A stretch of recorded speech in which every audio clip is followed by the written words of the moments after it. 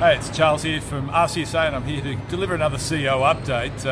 Of course, as always, plenty going on. A couple of weeks ago we had a great meeting with Kelly O'Dwyer, the new Minister for Industrial Relations, and look, certainly they're very much focused on our industry, whether it's staffing, recruitment, the way in which we create opportunity.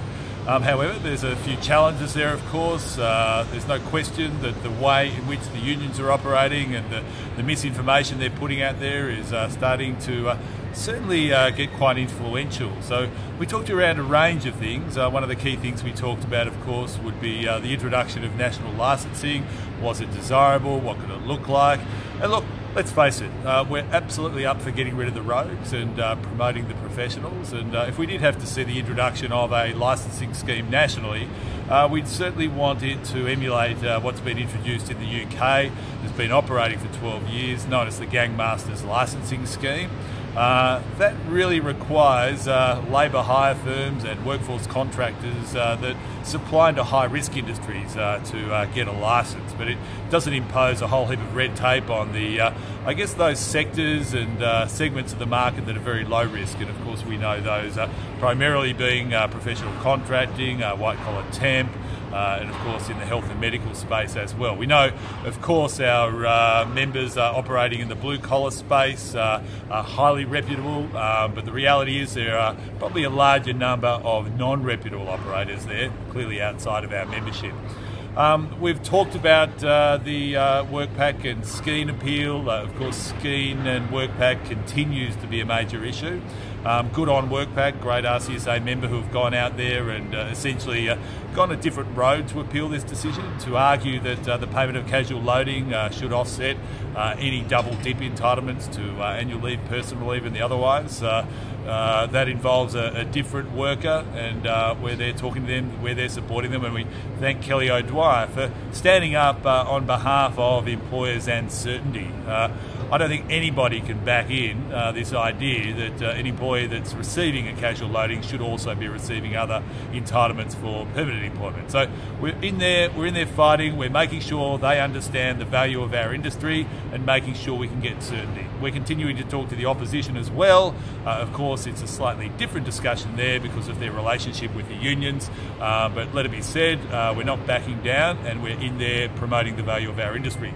On that basis, you will certainly very shortly be receiving a letter from me inviting you to make a financial contribution to a new campaign that we're running. That new campaign is very much to promote the value of our industry. Let's face it, the narrative, the commentary around the staffing and labour hire industry has certainly been hijacked by the union movement and by those who are essentially what I would say as backward, those who want to lock in the way in which our parents worked, even though we don't live like our parents lived. So this campaign is going to change the way in which we promote our industry. It's going to involve reference groups. It's going to go out there to the general public rather than simply relying upon talking to those that are already true believers. It's then going to involve the development of some very clear, digestible and compelling campaign slogans which you'll be able to use, you'll be able to get your clients to use, you'll be able to get your candidates to use, and we'll be targeting that into the media, we'll be targeting it in through social media, and of course we'll be targeting that into the politicians. So they don't think that our industry, our profession, is dispensable and can be used as a trading tool in some political game. We're not prepared for that to occur, so when you get that letter and the opportunity to make a contribution, don't look the other way and think that somebody else can make that contribution. It's your industry, it's your profession, it's your pride, we're proud of you, so get on board with that campaign pledge opportunity when it comes in. We are making calls out at the moment for those who want to join our Sustainable Procurement Working Group. That group, of course, will focus upon how we establish standards that we can drive into our clients. More and more of our members are saying no to really bad procurement and really bad deals.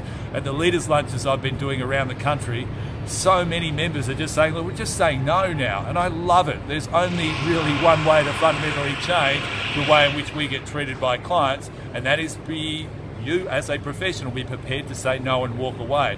That's what influences behaviour. And I've actually had a whole heap of procurement professionals come to me saying, well done, Charles, we want to be part of this. We want to be part of this procurement working group to make sure that we absolutely commit to sustainable procurement. We don't just sit there and focus upon price. So that's really good.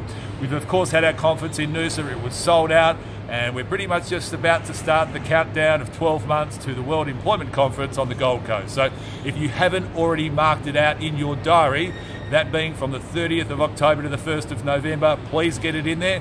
I'm really sure it's going to be sold out again. It's going to be a magnificent opportunity, not only to share what we do, but to really listen in to what's happening in Europe, what's happening in the US, what's happening in the UK, what's happening in Japan.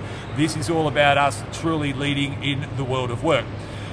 We will have our recruitment pop-ups coming up very shortly. A great way to network and enjoy a really big year. They'll be in each of the major capital cities. I really want to see you there. I'm so proud of the work that you've been doing.